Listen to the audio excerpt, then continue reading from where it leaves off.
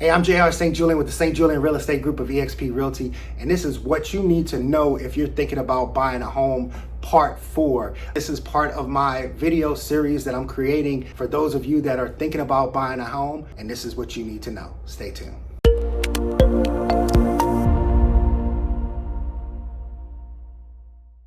Okay, so this is the video about the actual contract period. We refer to that as being in escrow. Essentially, you are under contract once the buyer and the seller have come to terms on the purchase agreement or the sales agreement, and all parties have signed the documentation. Once all that documentation is signed, you are considered to be under contract, or as we refer to it as agents, in escrow. And so once you're in escrow, that starts to count to basically the end of the escrow period where the home officially transfers from the seller to the buyer. For the purpose of this video, I'm talking some standard timelines. Just note that some of these timelines can be manipulated. They can be moved up, they can be pushed out, depending on the specifics of what would make the deal work for the particular home that you're looking to buy or home that you're looking to sell. Some of these things can be fluctuated. So once we are under contract, that day is day 0 in the count of all of these contingency periods that I'm about to explain. So once we're under contract, it is day 0. Tomorrow is day 1. San Diego has a standard of a 30-day escrow period. So in 30 days, that's the day that we would effectively transfer the home from the seller to the buyer, and the buyer would be the new owner. Now, if that 30th day falls on a weekend or a holiday, then that day is pushed to the first business day, and that would be the closing day. And so that establishes the escrow period. Let's talk about what's going to happen inside of that escrow period. Well, one of the first things that's going to happen is within 3 business days. Now, this is the only number that's a business day number. The buyer has to deposit their earnest money deposit to escrow. That shares the name of this contract period that I just explained, but escrow is actually an independent third-party company that's there to collect funds from both sides, pay off the lender or the loan balance for the seller, coordinate with the HOA, get documents, collect documents from the agents, work with the lender for the buyer. They're the middle party, pulling everything together, but also keeping everything apart. So when you make your earnest money deposit, you're making it to the escrow company. It's not coming to me, it's not going to the seller, it's going to sit with the escrow company. And the amount of that deposit is negotiated in your offer, but typically I would say it's anywhere from 1 to 3% of the purchase price. And if you plan on putting down more than 3% when you're buying a home, I usually recommend making 3% of the purchase price, because that's typically more attractive to the seller. And honestly, it's not a negative. It doesn't have any negative effect for the buyer, because if you're working with me, I'm not going to let you lose that money. We'll talk about how you can potentially lose that money, but like I said, if you're working with me, I'm not going to let you lose it. That money is put forth to say, hey, the buyer is serious about moving forward with this transaction, and that money will sit with escrow for the duration of the transaction and is at risk if you violate the contract of the transaction. If you don't violate the contract of the transaction, that money just goes forward towards your closing costs or down payment. So it's not like additional money that you have to bring to the table. It's just money that you're putting on the table early before you get to the closing line.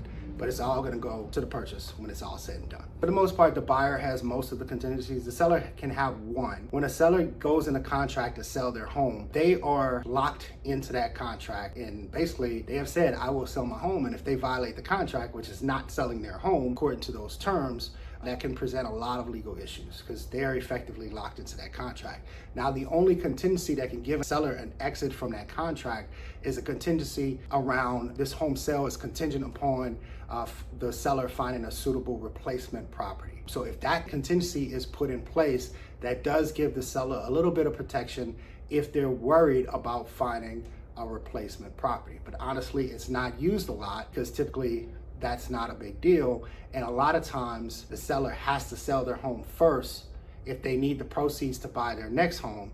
So that contingency doesn't really help out much. So that's a contingency for the seller. Now, all the other contingencies are for the buyer, because like I said, for the most part, the seller's locked into the contract as soon as they accept it. Now, the buyer is given multiple different ways to exit the contract if necessary. And they are through these contingencies that I'm about to discuss. Now, the first contingency is the inspection contingency. This is the big one. This covers everything about due diligence for the buyer. And this is the contingency that I refer to as a get out of jail free card, because this is the one that you can utilize to exit the contract for any reason whatsoever. You could say, I don't like the way the wind blowing, I don't like the way the grass is laying, I want out. And you have the ability to exit as long as the inspection contingency is in place, and get all of your earnest money deposit back when you do so. So that's the purpose of the inspection contingencies. Now, obviously, it's all about inspections. So this is the time frame in which you would do your home inspection, maybe your termite inspection or wood destroying pest inspection, any other inspections, pool inspections, sewer scope inspections, roof inspection, whatever other inspections are deemed necessary. You want to do it within this timeline because that's the purpose of that timeline, for you to do all your due diligence and then be able to make a decision on whether you want to move forward with the home in the current condition, or maybe ask the seller to make some repairs or issue some credits for some repairs, or even lower the price for some repairs, or you want to just beat it and say, nope, this home is not the one for me. That standard timeline is usually around 14 days. It can be less than, it can be more than, just kind of depends on a particular situation. But that's the biggest contingency is for the buyer. And that's the one that I tell them, when you remove this contingency, you are saying, I am 100% going to buy this home. So don't remove it unless you know with 100% certainty that you're going to buy the home. Now, the other contingencies are appraisal. Does the home appraise at the value or not? Because when you get a loan, the loan is based on the purchase price or the appraised value, whichever is less. And if you have a loan that requires a 5% down payment, that's going to be 5% of the purchase price or 5% of the appraised value, whichever is less. And if the appraised value is less and you still want to buy that home, you're gonna have to put that 5% plus the difference to get you to the purchase price if you didn't have an appraisal contingency in place. With the appraisal contingency in place, you at least now have the opportunity to have that conversation, try to renegotiate the price, or if the seller's not willing to renegotiate the price, you can utilize that to exit the contract and get all of your earnest money deposit back. So that's the purpose of that contingency. And then the final contingency, well, not the final one, but the other main one is the loan contingency. Obviously, you are pre-approved when you get your offer accepted, but there are things that have to happen, i.e. the appraisal. And there's always additional paperwork that the lender will need once we get a property under contract. They don't lock the rate until you get the property under contract. So you may have got a pre-approved a month ago, and the rate was, let's say, at 6.5%, but then today you got your offer accepted, and now today the rate's at 7%. That 6.5% that you were quoted at a month ago was just that. It was a quote a month ago based on that day's rate. Well, the rates change every day. And so once you get an offer accepted, you have to lock the rate, you have to get the appraisal, you have to get new documents to give you all the details on the finances, monthly payment, etc. You actually get an insurance quote, so you get an accurate number for how much of your monthly payment is going towards your homeowner's insurance versus an estimate. You get accurate numbers on the taxes for the specific property, since now you know the specific property. So everything is like going from estimates to actual legitimate numbers. And you go through the underwriting process where you have the underwriter review your file to give the final approval, the clear to close. And that's the purpose of the loan contingency. Because for some reason, if you made it through the pre-approval, but you don't make it through the final approval, you don't want to lose your earnest money deposit because of a lender issue. If you reach out to me, I'll connect you with someone that will make sure you don't have any trouble during this process, because he's fantastic. But sometimes people choose different lenders and experience different things because things don't always go as planned. But that's why that contingency is in place, to protect your earnest money deposit if anything goes haywire during the finalization of your loan. So those are the three main contingencies. The additional contingency that can be put in place is if you have to sell a property in order to buy property that you as a buyer wrote an offer on, that's contingent upon the sale of your property. That contingency will have to be in the offer. Now, that contingency, typically what it'll do is give the buyer of the end property time to get that property under contract before they start all of the steps of the escrow process on the new property that they're purchasing. And if they can't get it under contract within that certain time, it allows the seller to cancel and say, no, I'm going to go look for someone else. So that's the purpose of that contingency. Those are the main contingencies that you see during the escrow period. As we're going through this process, as your agent, I'll be helping you with scheduling all the necessary inspections. Your agent should be advising you, like, hey, based on the condition that we saw the property and you decided to make an offer on it, based on the condition and the age, these are the inspections that I would recommend at a minimum. These are other options that you have available. Home inspections are all out-of-pocket costs. They don't go into the purchase price of the home. So these are things that you're paying for at the time the inspector is doing his job. But at a minimum, you would want to do a home inspection. If you're in San Diego, you would want to do a wood destroying pest inspection. If the home is probably older than 1975, I would say a sewer scope inspection is probably warranted. If the roof looks like it may have issues, you might want to do a roof inspection. If it has a pool, you definitely want to do a pool inspection.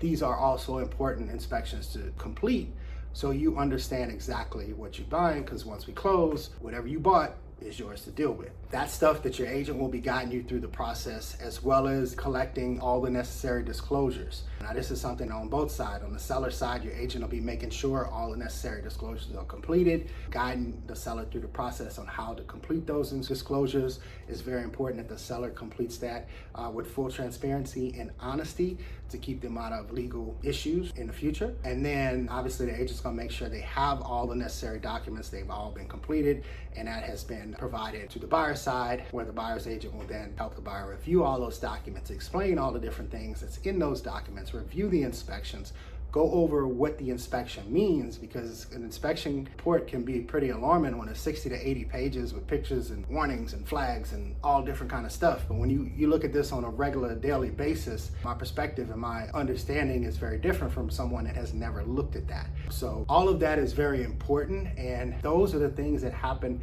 during the escrow process. Not to mention, you'll be working with the lender to finalize their loan, providing additional documentation as needed. The appraisal will be scheduled and ordered by the lender. Once all of those items come together and we get to about the 2-week point in this entire process, most of the heavy lifting should have been completed, and now we're just waiting on the loan to be finalized.